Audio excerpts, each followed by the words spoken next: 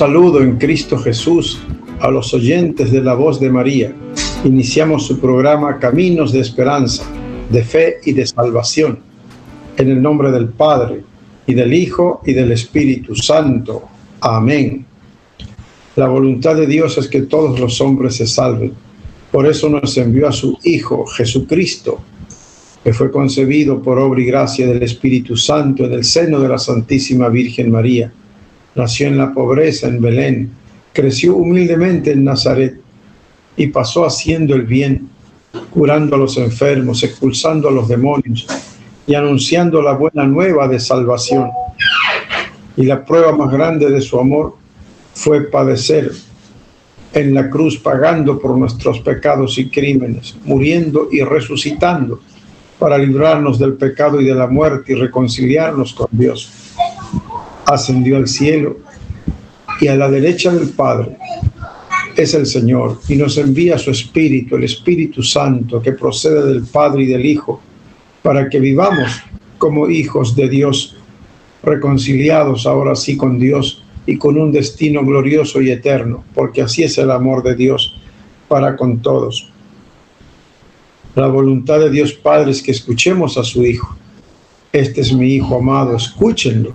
Por eso iniciamos siempre este programa de Fe y Salud, escuchando la palabra del Señor. El Antiguo Testamento también nos habla de Cristo. Es un anuncio del Mesías. Y por supuesto el Nuevo Testamento, ahí está el sol, la luz de Cristo Jesús. La primera lectura está tomada del libro del Éxodo. En aquellos días un hombre de la tribu de Leví se casó con una mujer de su misma tribu. La mujer concibió y dio a luz un hijo, y viendo que era hermoso, lo tuvo escondido 3 meses. Pero como ya no podía ocultarlo por más tiempo, tomó la canastilla de mimbre, la embadurnó con betún y con brea, metió en ella al niño y la dejó entre los juncos, a la orilla del río. Entretanto, la hermana del niño se quedó a cierta distancia para ver lo que sucedía. Bajó la hija del faraón a bañarse en el río, y mientras sus doncellas se paseaban por la orilla, vio la canastilla entre los juncos y envió a una criada para que se la trajera. La abrió y encontró en ella un niño que lloraba. Se compadeció de él y exclamó: «Es un niño hebreo». Entonces se acercó la hermana del niño y le dijo a la hija del faraón: «¿Quieres que vaya a llamar a una nodriza hebrea para que te críe al niño?». La hija del faraón le dijo que sí. Entonces la joven fue a llamar a la madre del niño. La hija del faraón le dijo a esta: «Toma a este niño, críamelo y yo te pagaré». Tomó la mujer al niño y lo crió. El niño creció y ella se lo llevó entonces a la hija del faraón, que lo adoptó como hijo y lo llamó Moisés, que significa «de las aguas lo he sacado». Cuando Moisés creció, fue a visitar a sus hermanos y se dio cuenta de sus penosos trabajos. Vio también cómo un egipcio maltrataba a uno de sus hermanos hebreos. Entonces Moisés miró a todas partes. No vio a nadie. Mató al egipcio y lo escondió en la arena. Al día siguiente salió y vio que 2 hebreos estaban peleando. Le dijo entonces al culpable: «¿Por qué le pegas a tu compañero?». Pero él le contestó: «¿Quién te ha nombrado jefe y juez de nosotros? ¿Acaso piensas matarme como al egipcio?». Lleno de temor, Moisés pensó: «Sin duda que ya todo el mundo lo sabe». Se enteró el faraón de lo sucedido y buscó a Moisés para matarlo. Pero él huyó lejos del faraón y se fue a vivir al país de Madián. Palabra de Dios, te alabamos, Señor. Del Salmo 68. Busquen al Señor y vivirán. Me estoy hundiendo en un lodo profundo y no puedo apoyar los pies. He llegado hasta el fondo de las aguas y me arrastra la corriente. Busquen al Señor y vivirán. A ti, Señor, elevo mi plegaria. Ven en mi ayuda pronto. Escúchame conforme a tu clemencia. Dios fiel en el socorro. Busquen al Señor y vivirán.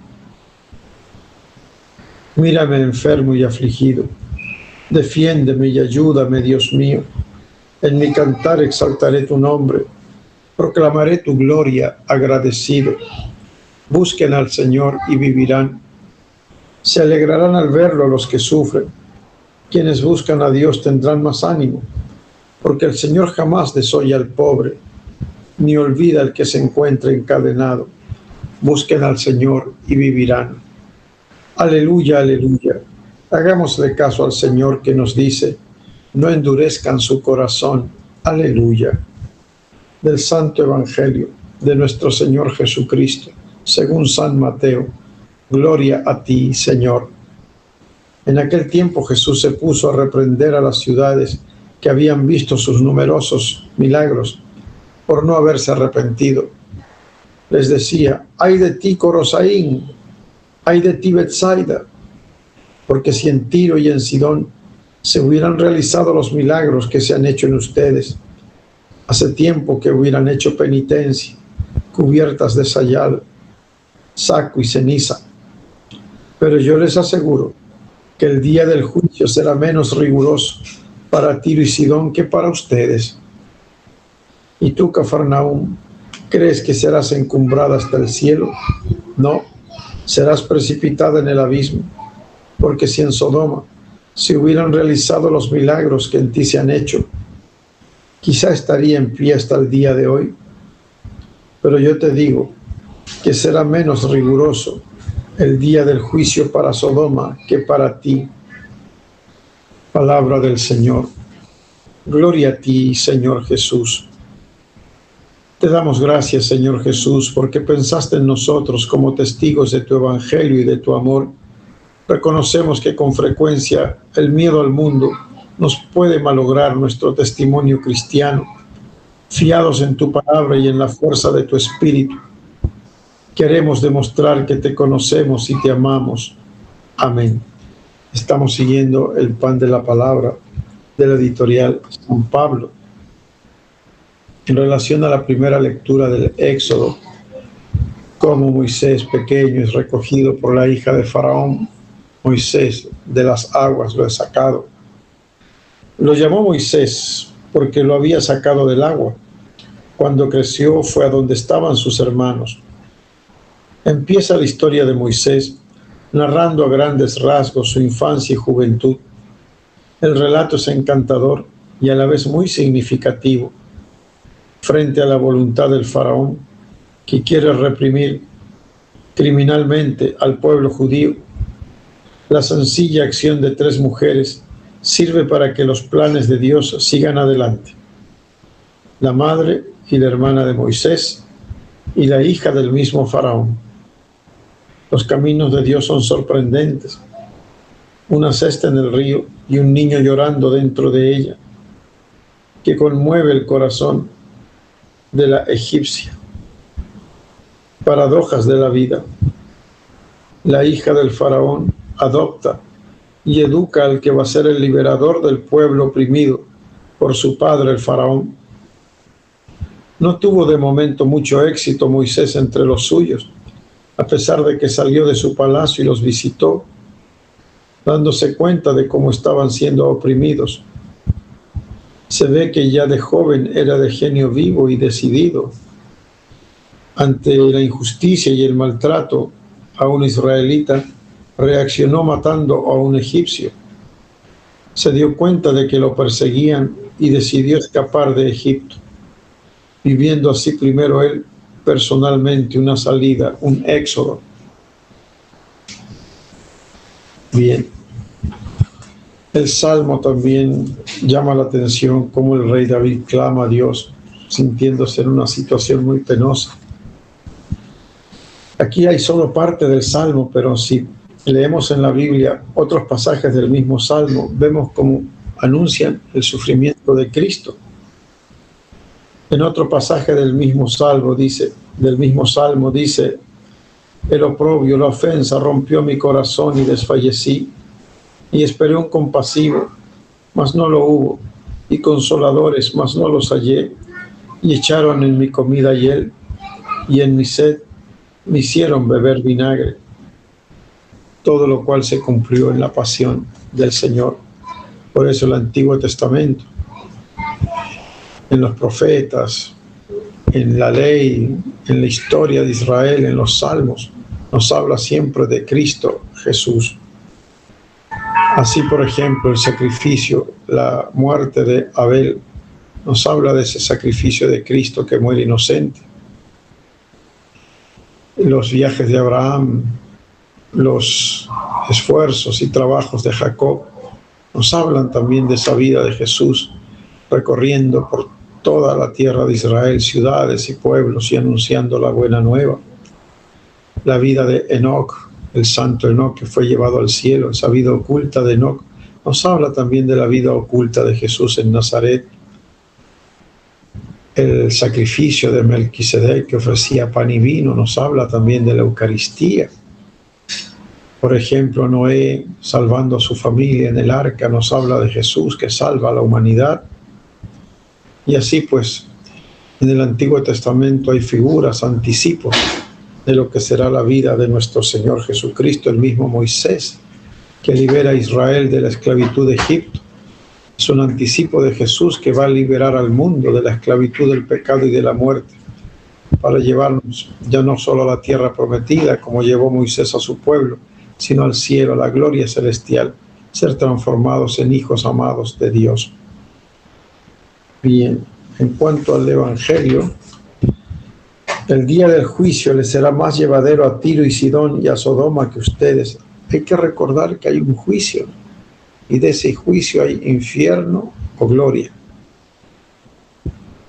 cielo o infierno. Por eso, con santo temor y temblor, pidamos perdón a Dios y procuremos convertirnos. No seamos como esas ciudades que escucharon la enseñanza de Jesús, vieron los milagros de Jesús, Corosaín, Betsaida, Cafarnaúm, pero no se convirtieron y fueron recriminadas duramente por el Señor. Tú, Cafarnaúm, crees que te encumbrarás al cielo, que hundirás en el infierno. Terribles palabras del Señor. Lo que decía ayer Jesús, de que no había venido a traer paz sino espada, guerra y división, se ve claramente en esta página del Evangelio. 3 de las ciudades cercanas al lago de Galilea, Betsaida, Corosaín, Cafarnaúm, en torno al lago o mar de Genesaret, que tenían que haber creído en él, porque escucharon la predicación del Señor y vieron sus grandes milagros, se resisten a convertirse y Jesús se lamenta de ellas. Las compara con otras ciudades con fama de impías o por paganas como Tiro y Sidón en la costa de Fenicia al norte de Israel, o por la grave corrupción de sus costumbres Sodoma, Gomorra y las otras ciudades cercanas, y asegura que esas ciudades de pecado serán mejor tratadas que las que ahora se niegan a reconocer en Jesús al enviado de Dios. No reconocen la visita del Mesías. Para meditar, quienes de alguna manera nos sentimos llamados a ser liberadores de los demás y anunciarles la buena nueva, con el anuncio y el testimonio de la libertad de Jesús, antes debemos ser nosotros mismos liberados, sacados de las aguas, teniendo conciencia del don que Dios nos ha hecho, con alguna clase de éxodo o salida en nuestra vida y conversión, es como mejor nos sentiremos dispuestos a ayudar a los demás. En nuestra vida tal vez nos ha tocado decir las palabras del Salmo: me estoy hundiendo en un fango profundo y no puedo hacer pie. He entrado en la hondura del agua, me arrastra la corriente, pero mi oración se dirige hacia ti, Dios mío. Yo soy un pobre malherido. Dios mío, tu salvación me levante. Momentos de oscuridad, de cansancio, de desánimo, no nos faltan a ninguno. Eso nos debería dar madurez personal y solidaridad con quienes pasan por momentos parecidos. Moisés sabe lo que sufre su pueblo, y sobre todo es Dios quien ha visto el dolor de su pueblo y ha escuchado su clamor, y por eso ha decidido entonces y ahora llamar a colaboradores que trabajen en su liberación. Somos capaces de salir de nuestra comodidad, como el joven Moisés que creció en el palacio de Faraón, acercarnos a los que sufren, sintonizar con su dolor y poner los medios para aliviarlo. Ciertamente no con la violencia, pero sí con la entrega de nuestras mejores energías, Dios mediante, para ayudar de verdad a los demás. Los que pertenecemos a la Iglesia de Jesús podemos compararnos a las ciudades cercanas a Jesús. Por ejemplo, a Cafarnaúm, a la que el Evangelio llama su ciudad. Esforcémonos por convertirnos. Somos testigos continuos de sus gracias y de su actuación salvadora. ¿Podríamos asegurar que creemos en Jesús en la medida que Él espera de nosotros? Los regalos y las gracias que se hacen a una persona son a la vez don y compromiso. Cuanto más ha recibido uno, más tiene que dar. Nosotros somos verdaderamente ricos en gracia de Dios por la formación, la educación, la fe, la palabra, los sacramentos, la comunidad cristiana. Pero de veras nos hemos convertido a Jesús, o sea, nos hemos vuelto totalmente al Señor y hemos organizado nuestra vida según su proyecto de vida. O tal vez otras muchas personas, si hubieran sido tan privilegiadas en gracias como nosotros, le hubieran respondido mucho mejor. Señor Jesús, danos el valor de seguirte tal y como nos pides. Danos fe, Jesús, para confiar plenamente en ti y abandonarnos por completo a tu santa voluntad. Amén. Bien, después de escuchar la palabra del Señor, es muy edificante aprender de la vida de los santos. En el pan de la palabra de hoy se habla de una santa, Santa Teodosia de Constantinopla, que pertenecía a una noble familia y perdió a sus padres desde muy joven. Más tarde tomó el velo en el monasterio de la Anástasis. Santa Teodosia vivió en la época de los emperadores León el Sáurico y Constantino Coprónimo, quienes trataron de acabar con el culto de las imágenes. Sufrió el martirio por oponerse a que arrojara, como había ordenado el emperador León Isáurico, una imagen de Cristo Jesús desde lo alto de la llamada Puerta de Bronce. Santa Teodosia de Constantinopla ruega por nosotros. Pero la Iglesia puede celebrar a distintos santos en un mismo día. Por eso, en el libro que tengo aquí de la vida de los santos, se celebra hoy, 18 de julio, a San Francisco Solano. Aprendamos algo de este gran santo franciscano. Las naciones de la América hispana ya cuentan con diversos santos de primer orden que sobresalieron principalmente en la evangelización de los indios y de los negros, como San Pedro Claver, San Luis Beltrán, Santo Toribio de Mogrovejo, Santa Rosa de Lima, San Martín de Porres, Santa Marianita de Jesús y el santo de hoy, Francisco Solano. Nació el día 10 de marzo de 1549 en España. Sus padres lo entregaron a los padres jesuitas cuando aún era pequeño, y en cuyo colegio cursó los estudios primarios y secundarios, recibiendo una excelente educación religiosa de parte de los jesuitas. A los 20 años, decidió tomar el hábito franciscano, con el deseo de dedicarse únicamente a las cosas de Dios, en un espíritu de humildad y de pobreza. Cuando se ordenó sacerdote, era un joven robusto, alto, moreno, guapo, con una voz muy bella y una fuerte inclinación para la música, cualidades que influyeron en su primera tarea como responsable del coro y de la predicación. Durante los primeros años de sacerdocio, Francisco fue gradualmente ocupando diversos cargos en la orden franciscana, como asistente y después como maestro de novicios, superior del convento. Se distinguió siempre por la dedicación y la caridad a los más pobres. En 1568 llegó a España Fray Baltasar, proveniente del Nuevo Mundo, América, buscando misioneros para América Latina, que se abría como un vastísimo y promisorio campo de apostolado. Francisco se ofreció espontáneamente para esta ardua misión. Contaba entonces con 39 años. Era un hombre maduro, de amplia experiencia pastoral y de virtud comprobada. Los superiores aceptaron su propuesta y Francisco partió hacia la América española en dirección a Lima, Perú, en el año 1589. Todo viaje que atravesaba el océano era en aquel tiempo largo, pesado y lleno de peligros. Así lo fue también para nuestro misionero. La embarcación en la que viajaba fue destruida por una tempestad y Francisco Solano pasó toda una noche aferrado a una tabla, consiguiendo como por milagro llegar a la playa. Con algunos compañeros de viaje, pasó varias semanas luchando por sobrevivir en un lugar árido y sin señales de vida. Finalmente pasó una embarcación que los llevó a Lima, Perú, su destino. Francisco Solano fue destinado para hacer misiones entre los indios del Tucumán, al norte de la Argentina. Esto implicaba otro viaje y más de 4.000 kilómetros por senderos muy difíciles, atravesando las grandes montañas de los Andes o los bajos pantanos, ríos, desiertos y bosques.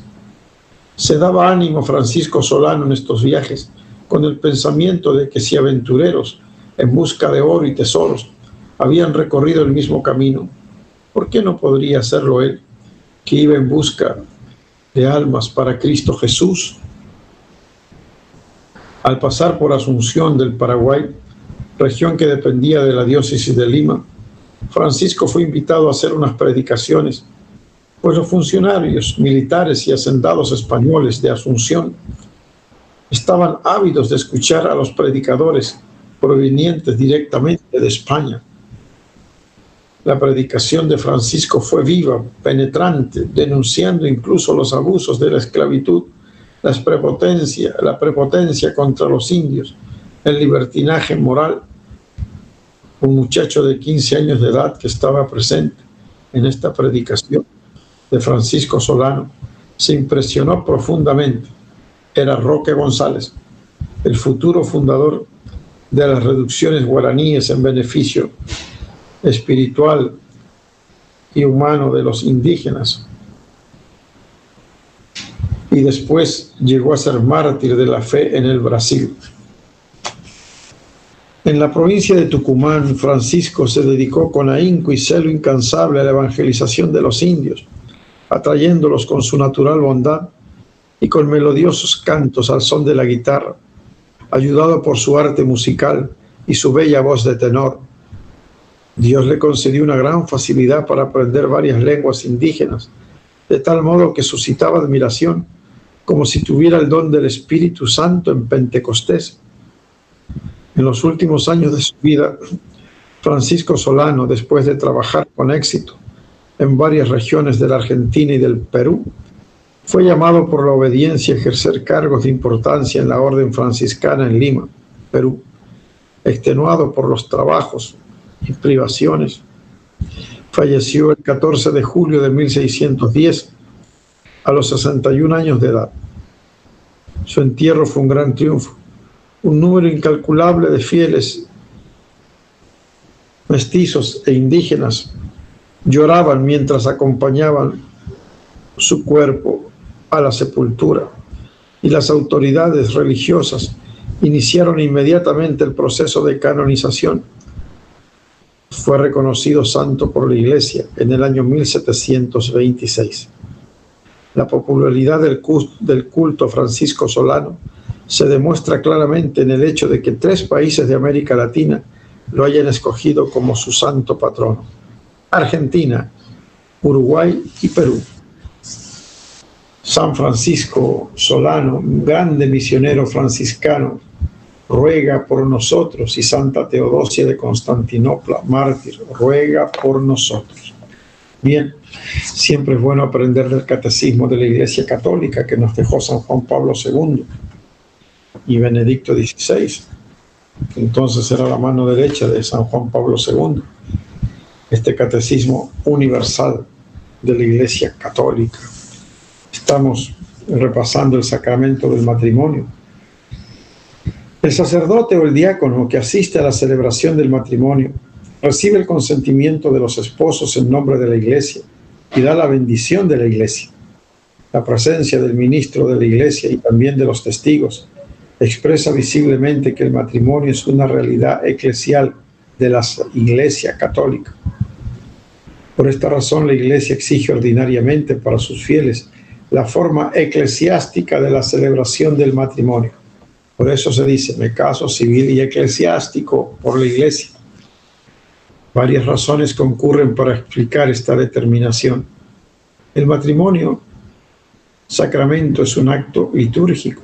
Por tanto, es conveniente que sea celebrado en la liturgia pública de la Iglesia, ante los fieles que son testigos.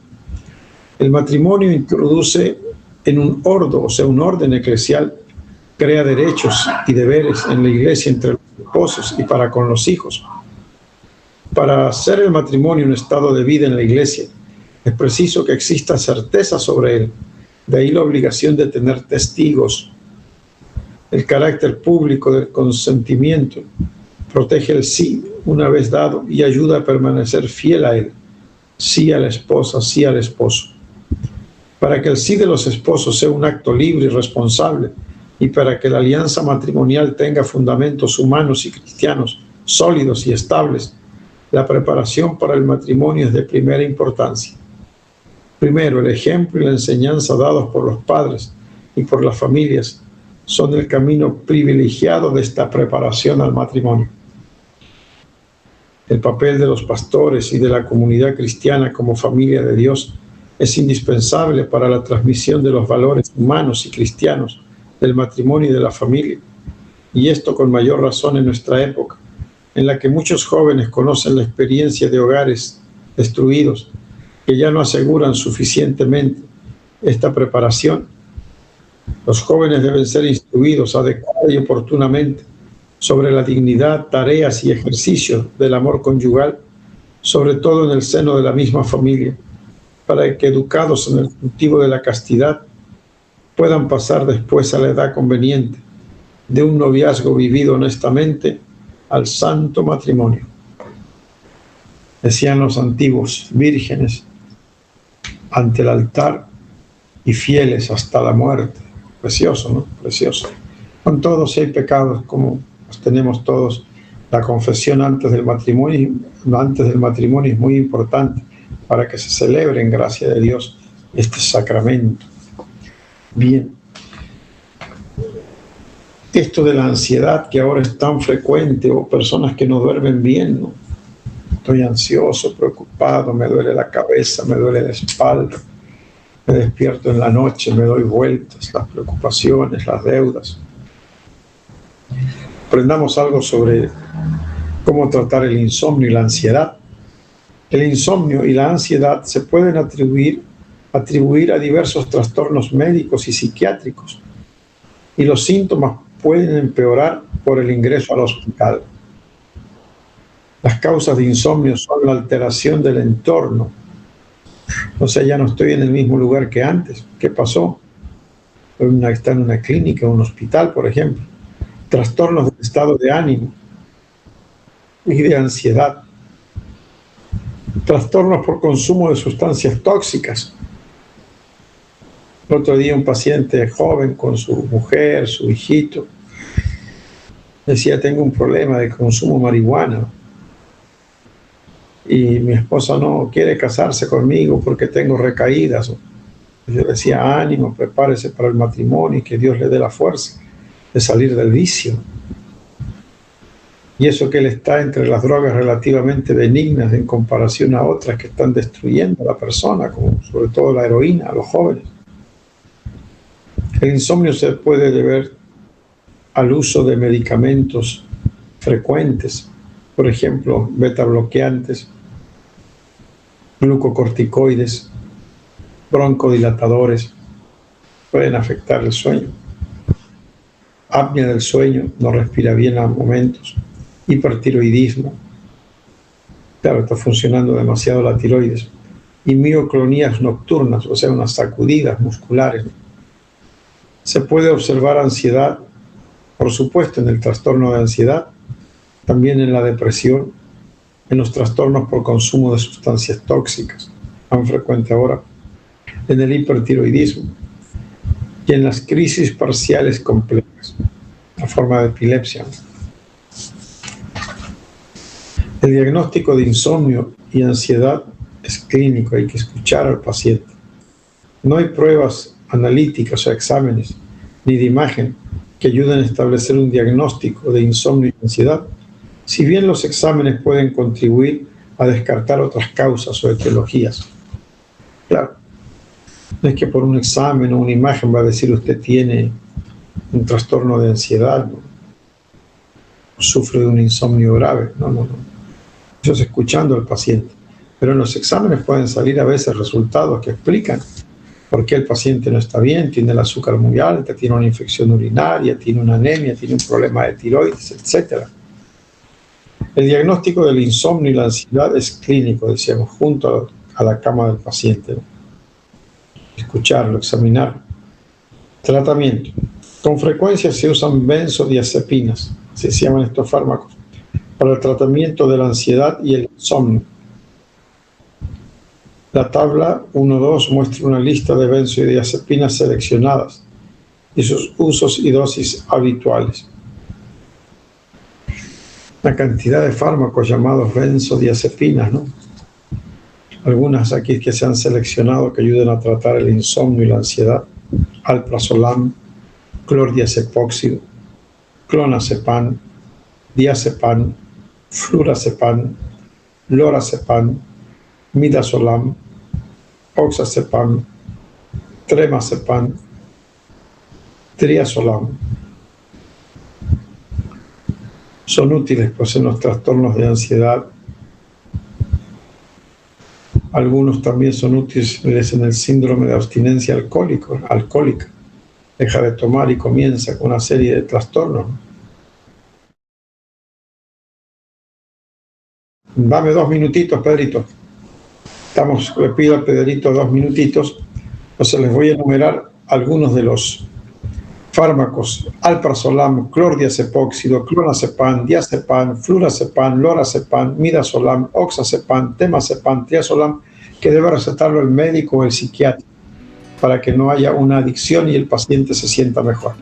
Agradeciendo a Pedrito y deseándole un feliz cumpleaños, Pedrito, que Dios te bendiga mucho y la Virgen te cubra con su manto y que sigas sirviendo a la iglesia con tu habilidad técnica, paciencia y buen ánimo. Hasta la próxima semana con Jesús, José y María, Dios mediante.